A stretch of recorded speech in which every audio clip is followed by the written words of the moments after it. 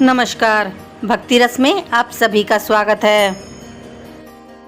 हिंदू धर्म में 4 धाम का उल्लेख मिलता है। इसमें से एक धाम है उड़ीसा के तट पर स्थित भगवान जगन्नाथ जी का मंदिर। भगवान जगन्नाथ जी का मंदिर अपने आप में अत्यंत विशेष माना जाता है।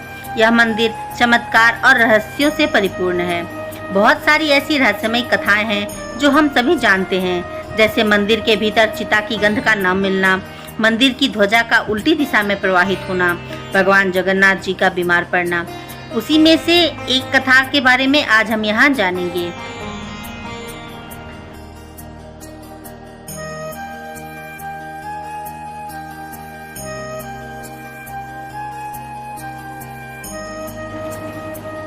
पौराणिक कथा के अनुसार ज्येष्ठ माह की भीषण गर्मी से राहत पाने के लिए भगवान जगन्नाथ 108 कलश के जल से स्नान करते हैं, जिससे उनका शरीर शीतल हो जाता है और उन्हें ज्वर हो जाता है।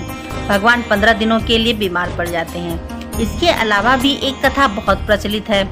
कथा के अनुसार भगवान जगन्नाथ जी का एक परम भक्त था। उनका नाम था माधवदास। माधवदास उड़ीसा के तट पर रहा करता था। वह अकेला ही जीवन व्यतीत करता था। वह दिन रात भगवान का भजन कीर्तन करता, उनकी पूजा करता, उन्हें भोग चढ़ाया करता था तथा उनके साथ ही खेला करता था। माधवदास वृद्ध हो चले थे, परंतु इसके बाद भी किसी की सहायता के बगैर अपना कार्य स्वयं किया करते थे। स्वयं ही भगवान की पूजा भी किया करते थे। एक दिन उन्हें अतिसार का रोग लग गया। अतिसार अर्थात उल्टी दस्त की बीमारी। अस्वस्थ होने के बाद भी वह अपना कार्य स्वयं करते थे और भगवान की पूजा भी किया करते थे। थोड़े दिनों के पश्चात वे अत्यंत बीमार पड़ गए। अब तो उनका उठना भी भारी पड़ने लगा। वह बिस्तर पर ही मलमूत्र त्याग करने लगे। उन्हें अत्यंत कष्ट में देखने के बाद भगवान बलराम जी ने भगवान श्री कृष्ण से कहा कि हे केशव, तुम तो भगवान हो, अपने भक्त की पीड़ा क्यों नहीं हर लेते। तब भगवान स्वयं अपने भक्त की सेवा करने के लिए माधवदास के पास आए। भगवान माधवदास के लिए भोजन पकाया करते थे, उनकी सेवा करते थे तथा उनके गंदे वस्त्र भी धोया करते थे। भगवान की सेवा से माधवदास जल्द ही स्वस्थ होने लगे। तब उन्होंने देखा कि भगवान स्वयं उनकी सेवा कर रहे हैं। उन्हें देखते ही माधवदास उन्हें पहचान गए। तब भगवान से उन्होंने पूछा कि हे प्रभु, आप तो मेरा कष्ट एक क्षण में दूर कर सकते थे, फिर आप मेरी सेवा क्यों कर रहे हैं। तब भगवान कृष्ण ने माधवदास से कहा कि हे माधवदास, यह तुम्हारा कर्म है और इस कर्म को भोगना ही तुम्हारा प्रारब्ध है। कोई भी व्यक्ति कितना ही बलशाली क्यों न हो, अपने प्रारब्ध से नहीं भाग सकता। आज नहीं तो कल तुम्हें यह कर्म भोगना ही था। अगर आज तुम इस कर्म को नहीं भोगते हो तो तुम्हें इस कर्म को फिर से भोगना पड़ता, तुम्हें फिर से पीड़ा सहनी पड़ती। इसीलिए मैंने तुम्हारा कष्ट हरा नहीं, बल्कि तुम्हारे कष्ट में तुम्हारी सेवा करके तुम्हारे कर्म को पूरा करने में तुम्हारी सहायता की है। अभी भी 15 दिनों का तुम्हारा कष्ट शेष है।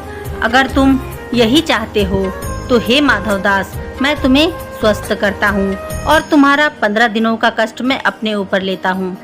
तभी से हर वर्ष भगवान 15 दिनों के लिए बीमार पड़ने लगे। बीमारी के इन 15 दिनों में भगवान के पास किसी को जाने की अनुमति नहीं होती है।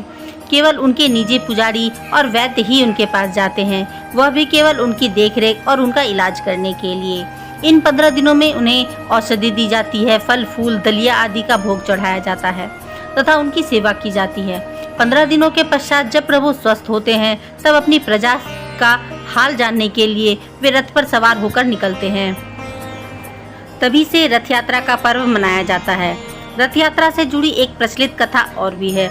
इस कथा के अनुसार जब देवी सुभद्रा ने अपने भाइयों से राज्य को देखने की इच्छा प्रकट की, तब भगवान बलराम और भगवान श्री कृष्ण ने उन्हें रथ पर बैठाकर पूरे राज्य का भ्रमण करवाया। तभी से देवी सुभद्रा, भगवान बलराम और भगवान श्री कृष्ण को रथ पर बैठाकर उनकी यात्रा निकाली जाती है। इस रथ में घोड़े नहीं लगे होते, बल्कि भक्त अपने हाथों से रथ को खींचकर भगवान को राज्य का भ्रमण करवाते हैं। उम्मीद है यह कथा आपको रोचक लगी होगी। फिर मिलते हैं किसी अन्य कथा के साथ। तब तक के लिए जय श्री राम।